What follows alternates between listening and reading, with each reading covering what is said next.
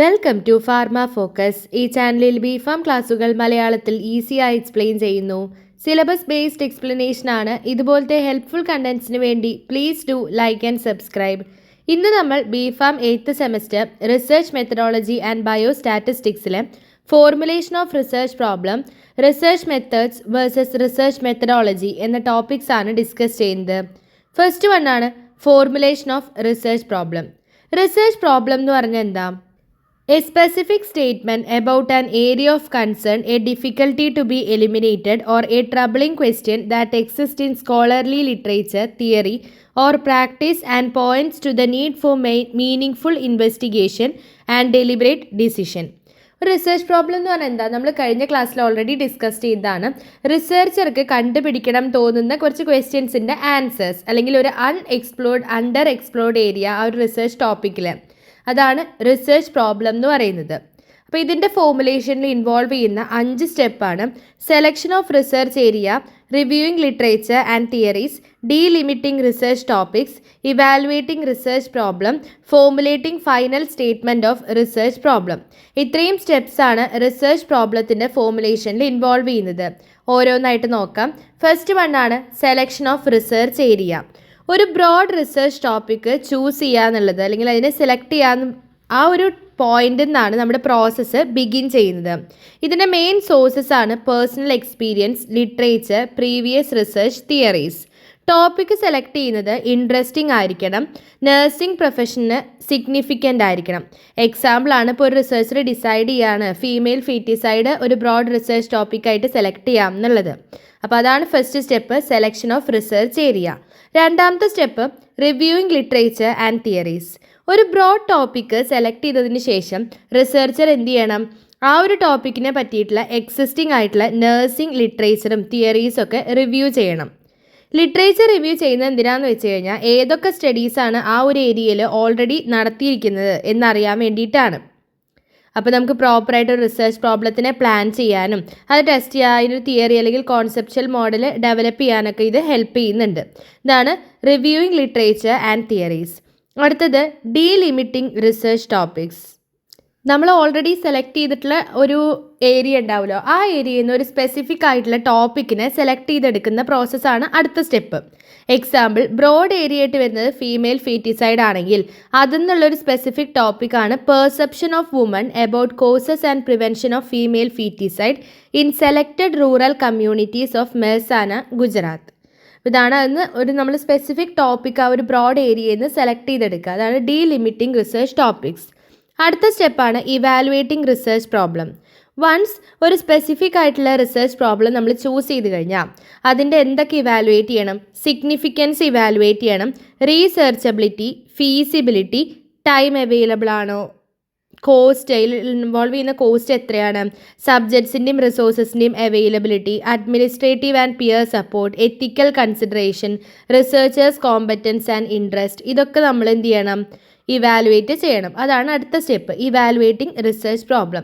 Final സ്റ്റെപ്പാണ് formulating final statement of research problem. സിഗ്നിഫിക്കൻസും റീസെർച്ചബിലിറ്റി, feasibility ഇതൊക്കെ കൺഫേം ചെയ്തതിന് ശേഷം റിസർച്ചർ എന്ത് ചെയ്യും? ആ ഒരു പ്രോബ്ലത്തിൻ്റെ ഫൈനൽ സ്റ്റേറ്റ്മെൻറ്റ് എഴുതണം. ആ സ്റ്റേറ്റ്മെൻറ്റ് 2 ഫോർമാറ്റിൽ എഴുതാം. ഫസ്റ്റ് വൺ ഡിക്ലറേറ്റീവ് ഫോർമാറ്റും ഉണ്ട്, ഇൻട്രോഗേറ്റീവ് ഫോർമാറ്റ് ഉണ്ട്. ഡിക്ലറേറ്റീവ് ഫോർമാറ്റ് എന്ന് പറഞ്ഞു കഴിഞ്ഞാൽ ഒരു ക്ലിയർ സ്റ്റേറ്റ്മെൻ്റ് ആയിട്ടാണ് ആ പ്രോബ്ലം നമ്മൾ എഴുതുന്നത്. എക്സാമ്പിൾ, ഇപ്പോൾ descriptive study on prevalence of bed sores among unconscious patients admitted in ICU of Lions hospital, Mehsana. ഇതുപോലെ ക്ലിയർ സ്റ്റേറ്റ്മെൻ്റ് ആയിട്ട് പ്രോബ്ലം എഴുതുന്നതിന് ഡിക്ലറേറ്റീവ് ഫോർമാറ്റ് എന്ന് പറയും. ഇൻട്രോഗേറ്റീവ് ഫോർമാറ്റ് എന്ന് പറഞ്ഞാൽ ആ പ്രോബ്ലത്തിന് ഒരു ക്വസ്റ്റ്യൻ്റെ ഫോമിലാണ് നമ്മൾ എഴുതുന്നത്. അപ്പോൾ ഇതാണ് ഡിഫറൻസ് വരുന്നത്. അപ്പോൾ ഇത്രയും സ്റ്റെപ്പാണ് നമുക്ക് റിസർച്ച് പ്രോബ്ലത്തിനെ ഫോർമുലേറ്റ് ചെയ്യാൻ വരുന്നത്. Selection of research area, reviewing literature and theories, delimiting research topics, evaluating research problem, formulating final statement of research problem. അടുത്ത ടോപ്പിക്കാണ് research methods versus research methodology. Research methods എന്ന് പറഞ്ഞു കഴിഞ്ഞാൽ എന്താണ്? റിസർച്ച് കണ്ടക്ട് ചെയ്യാൻ വേണ്ടിയിട്ട് നമ്മൾ എന്തൊക്കെ ടെക്നിക്സ് ആണോ ടൂൾസ് ആണോ യൂസ് ചെയ്യുന്നത് അതിനെയാണ് റിസർച്ച് മെത്തേഡ്സ് എന്ന് പറയാം. ഇത് പ്രാക്ടിക്കൽ ആസ്പെക്റ്റിൽ പറയുമ്പോൾ specific methods apply to collect, analyse and interpret data. ഒരു പ്രാക്ടിക്കൽ ആസ്പെക്റ്റിൽ പറയുകയാണെങ്കിൽ എന്താണ്? ഒരു ഡാറ്റയെ കളക്ട് ചെയ്യാനും അനലൈസ് ചെയ്യാനും ഇൻ്റർപ്രറ്റ് ചെയ്യാനുള്ള സ്പെസിഫിക് മെത്തേഡ്സ് ആണ് ഇതിൽ ഉള്ളത്. സിംപ്ലി പറയുകയാണെങ്കിൽ what the researcher does during the research process. ആ ഒരു റിസർച്ച് പ്രോസസ്സ് നടക്കുന്ന സമയത്ത് റിസർച്ചർ എന്താണ് അവിടെ ചെയ്യുന്നത്, അതാണ് റിസർച്ച് മെത്തേഡ്സ്. റിസർച്ച് മെത്തഡോളജി എന്ന് പറഞ്ഞു കഴിഞ്ഞാൽ എന്താണ്, എങ്ങനെയാണ് ഈ ഒരു റിസർച്ച് സയൻറ്റിഫിക്കലി കണ്ടക്ട് ചെയ്യുന്നത് എന്നുള്ളതിൻ്റെ ഒരു സിസ്റ്റമാറ്റിക് സ്റ്റഡീനെയാണ് റിസർച്ച് മെത്തഡോളജി എന്ന് പറയാം. ഈ മെത്തേഡ്സിന് ബിഹൈൻഡ് ആയിട്ടുള്ള ലോജിക്ക് അത് എക്സ്പ്ലെയിൻ ചെയ്യുന്നുണ്ട്. എന്തുകൊണ്ട് ആ ഒരു പെർട്ടിക്കുലർ മെത്തേഡ് ചൂസ് ചെയ്തു, എങ്ങനെയാണ് റിസർച്ച് സ്ട്രക്ചർ ചെയ്തിരിക്കുന്നത്, ഇതൊക്കെയാണ് റിസർച്ച് മെത്തഡോളജിയിൽ ഇൻക്ലൂഡ് ചെയ്യുന്നത്. ഇതിനെ സയൻസ് ഓഫ് റിസർച്ച് എന്ന് കൺസിഡർ ചെയ്യുന്നുണ്ട്. റിസർച്ച് മെത്തേഡ്സിൻ്റെ ഇവാലുവേഷനെയാണ് റിസർച്ച് മെത്തഡോളജി എന്ന് പറയാം. അപ്പോൾ ഇതാണ് റിസർച്ച് മെത്തേഡ്സും റിസർച്ച് മെത്തഡോളജി.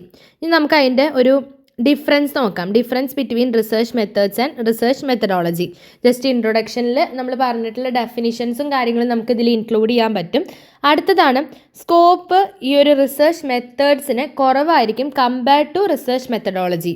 അപ്പോൾ സ്കോപ്പ് കുറവ് ഏതിനാണ്, റിസർച്ച് മെത്തേഡ്സിനാണ്. റിസർച്ച് മെത്തഡോളജിക്ക് സ്കോപ്പ് കൂടുതലാണ് റിസർച്ച് മെത്തേഡ്സിനെ കമ്പയർ ചെയ്യുമ്പോൾ. റിസർച്ച് മെത്തേഡ്സ് എന്ന് പറയുന്നത് റിസർച്ച് മെത്തഡോളജീൻ്റെ ഒരു പാർട്ടാണ്. റിസർച്ച് മെത്തഡോളജിക്ക് ഒരുപാട് ഡയമെൻഷൻസും ആസ്പെക്ട്സും ഒക്കെ ഉണ്ട്. റിസർച്ച് മെത്തേഡ്സിന് seeks to answer what the researcher use to complete the research. Researcher എന്ത് യൂസ് ചെയ്തിട്ടാണ് ആ റിസർച്ച് കംപ്ലീറ്റ് ചെയ്തത് എന്നതിൻ്റെ ആൻസറാണ് റിസർച്ച് മെത്തേഡിലൂടെ നമുക്ക് കിട്ടുന്നത്. റിസർച്ച് മെത്തഡോളജി ആണെങ്കിലോ എങ്ങനെ ആ റിസർച്ചർ ആ സ്റ്റഡി കംപ്ലീറ്റ് ചെയ്തു എന്നതിൻ്റെ ആൻസറാണ് റിസർച്ച് മെത്തഡോളജിയിൽ വരുന്നത്.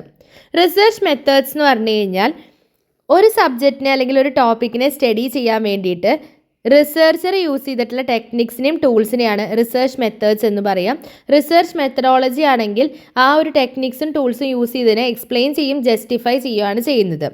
റിസർച്ച് മെത്തേഡ്സിൽ എക്സ്പെരിമെൻറ്റ് കണ്ടക്ട് ചെയ്യും, ടെസ്റ്റ്, സർവേ ഇതൊക്കെ കണ്ടക്ട് ചെയ്യുന്നത് നോളേജും സ്കിൽസൊക്കെ യൂസ് ചെയ്തിട്ടാണ്. അത് ഈ റിസർച്ച് മെത്തഡോളജിയിൽ നിന്ന് പഠിച്ചിട്ടുള്ള നോളേജും സ്കിൽസൊക്കെ യൂസ് ചെയ്തിട്ടാണ് ഇതിൽ എക്സ്പെരിമെൻറ്റ്സും ടെസ്റ്റും സർവേ ഒക്കെ കണ്ടക്ട് ചെയ്യുന്നത്. റിസർച്ച് മെത്തഡോളജീൻ്റെ കേസിലാണെങ്കിൽ അവിടെ ഡയറക്റ്റ്ലി ഈ ഒരു എക്സ്പെരിമെൻറ്റ്സ് കണ്ടക്ട് ചെയ്യുമോ ടെസ്റ്റോ സർവേ ഒന്നും കണ്ടക്ട് ചെയ്യുന്നില്ല. പ്ലാനിങ് ആൻഡ് ഡിസൈനിങ് ദ റിസർച്ചിലാണ് അവർ മെയിനായിട്ട് ഫോക്കസ് ചെയ്യുക. റിസർച്ച് മെത്തേഡ്സ് എയിം ചെയ്യുന്നത് finding solutions to research problem. Research methodology appropriate ആയിട്ടുള്ള റിസർച്ച് മെത്തേഡ് സെലക്ട് ചെയ്യാൻ ഹെൽപ്പ് ചെയ്യുന്നുണ്ട്. റിസർച്ച് മെത്തേഡ്സ് ആണെങ്കിൽ it represent the end of any scientific or non scientific research. ഇത് അതായത് ഏതൊരു സയൻറ്റിഫിക്കിൻ്റെ അല്ലെങ്കിൽ നോൺ സയൻറ്റിഫിക് റിസർച്ചിൻ്റെ എൻഡായിട്ടാണ് റിസർച്ച് മെത്തേഡ്സിനെ റെപ്രസെൻറ്റ് ചെയ്യുന്നത്.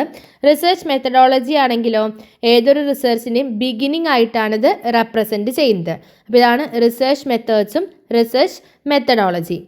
ഇതിൻ്റെ ഒരു സമ്മറി പോലെ പറയുകയാണെങ്കിൽ റിസർച്ച് മെത്തഡോളജിയിൽ ഇൻക്ലൂഡ് ചെയ്യുന്നതാണ് റിസർച്ച് മെത്തേഡ്സ്.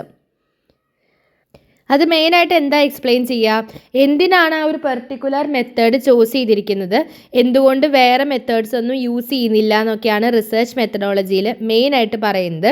ആ റിസർച്ചിൻ്റെ റിസൾട്ട് ഇവാലുവേറ്റ് ചെയ്ത് വാലിഡേറ്റ് ചെയ്യുന്ന റിസർച്ചേഴ്സ് ആണോ വേറെ ആളുകളാണോ എന്നൊക്കെ എൻഷുവർ ചെയ്യുന്നുണ്ട് ഇവിടെ. അപ്പോൾ ഇത്രയാണ് നമുക്ക് ഇന്നത്തെ ക്ലാസ്സിൽ പഠിക്കാനുള്ളത്. നമ്മൾ ഇന്നത്തെ ക്ലാസ്സിൽ നോക്കിയത് 2 ടോപ്പിക്സാണ്. ഫോർമുലേഷൻ ഓഫ് റിസർച്ച് പ്രോബ്ലം, അതിൽ ഇൻവോൾവ് ചെയ്യുന്ന സ്റ്റെപ്സ് നമ്മൾ ഡിസ്കസ് ചെയ്തു. 5 സ്റ്റെപ്സാണുള്ളത്. അതിനുശേഷം research methods versus research methodology. Research മെത്തേഡ്സും റിസർച്ച് മെത്തഡോളജി എന്താണ്, അതിൻ്റെ ഡിഫറൻസുമാണ് നമ്മൾ ടാബുലേറ്റ് ചെയ്തിട്ട് പഠിച്ചത്. അപ്പോൾ ഇത്രയാണ് നമുക്ക് ഇന്നത്തെ ക്ലാസ്സിൽ ഡിസ്കസ് ചെയ്യാനുള്ളത്. അടുത്തൊരു ടോപ്പിക്കായിട്ട് അടുത്ത ക്ലാസ്സിൽ കാണാം. Until then happy learning.